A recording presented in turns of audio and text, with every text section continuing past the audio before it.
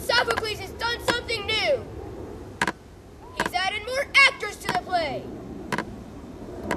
The story of Antigone is tragic, just as all the great plays are. There's an arc to the story. All citizens know it, but allow me to tell it to you one more time.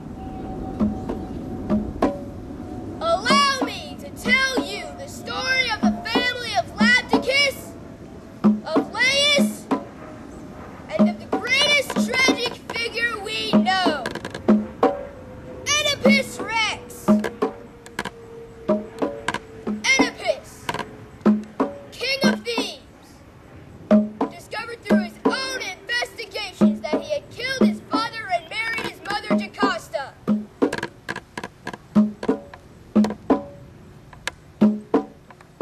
Jocasta hung herself, and Oedipus put out his own eyes. Oedipus wandered through Greece, a blind and broken man, led by his daughter Antigone. Once Oedipus ceased being king of Thebes, his two sons, Polynices and Oedicles, agreed to alternate as king. Once Oedicles refused to give up power, Polynices collected a foreign army of Argives and attacked the city.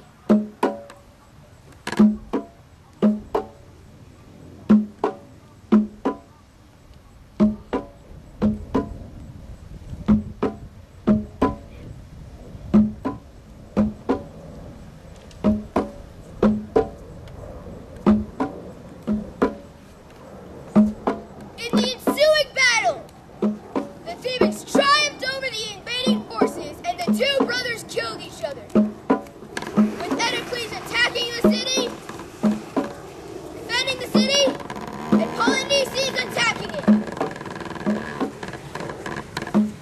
Creon, brother of Jocasta, thus an uncle of Antigone, Ismene, Oedicles, and Polynices, is the only male heir left to assume the throne of Thebes. The action of this play begins immediately after the battle in which the brothers have died. May the gods look down on this effort with pleasure.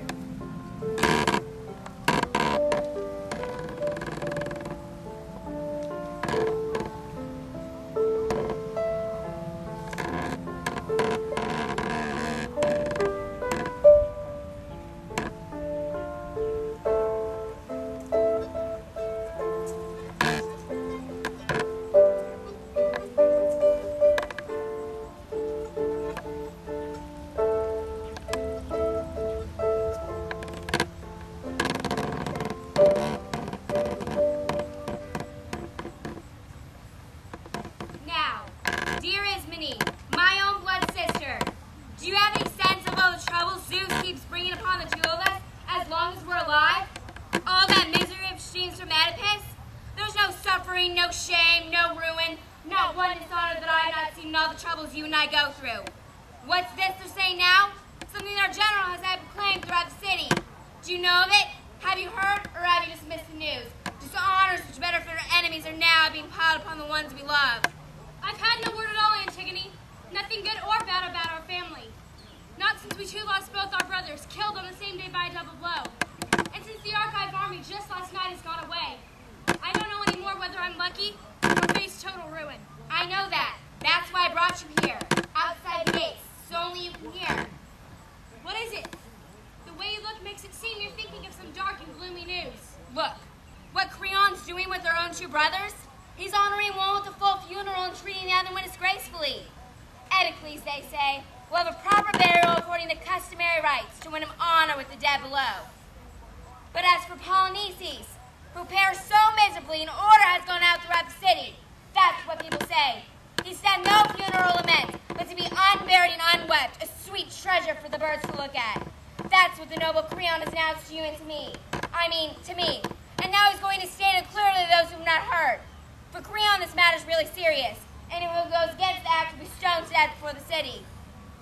Now you know and you'll quickly demonstrate whether you are a girl nobly born, or else a girl unworthy of her splendid ancestors. Oh, my poor sister. If that's what's happening happening, what can I say that would help ease the situation or resolve it? Think whether you help me in this act. In what kind of work? What do you mean? Will you help these hands dig up Polynesius' corpse and bury it? What? You're going to bury Polynesius and that's committing a crime for all thieves? Yes, I'll do my duty to my brother, and yours as well. If you're not prepared to, I won't be caught betraying him. You're too rash. Has Creon not expressly banned that act? Yes, but he has no right to keep me from what's mine. Oh dear. Think, Antigone. Consider how our father died, hated and disgraced. When those mistakes that his own search revealed forced him to turn his hands against himself and stab out both his eyes. Then that woman, his mother and his wife, her double role, destroyed her own life in a twisted noose. Then there's our own two brothers, both butchered in a single day, that ill-fated pair, and whose own hands slaughtered one another and brought about their common doom. Now the two of us are left here quite alone. Think how we'll die far worse than all the rest if we defy the law and act against the king's decree, against his royal power. We must remember that by birth, we're women, and in as such, we shouldn't fight with men. Since those who rule are much more powerful, we must obey in this and in events which bring us harsher agonies. So I'll ask those underground for pardon. Since I'm being compelled, I will obey those in control. That's what I'm forced to do. It makes no sense to try to do too much. I wouldn't urge you to. No, not even if you were keen to act. Doing this with you would bring me no joy. So be what you want. I'll still bury him. It'd be fine to die with doing that.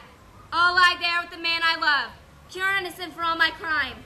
My honors for the dead must last longer for those up here. I'll lie down there forever. As for you, well, if you wish, you can show contempt for the gods I'll hold in honor. I'm not disrespecting them, but I can't act against the state. That's not in my nature. Let that be your excuse. I'm going now to make a burial mound for my own dear brother. Oh, poor Antigone. I'm so afraid for you. Don't fear for me. Set your own fate in order. Make sure you don't reveal to anyone what you intend. Keep it closely hidden. I'll do the same. No! Announce the fact. If you don't let everybody know, despise your silence even more. All right, then go. That's what you think right. But remember this. Even though your mission makes no sense, your friends do truly love you.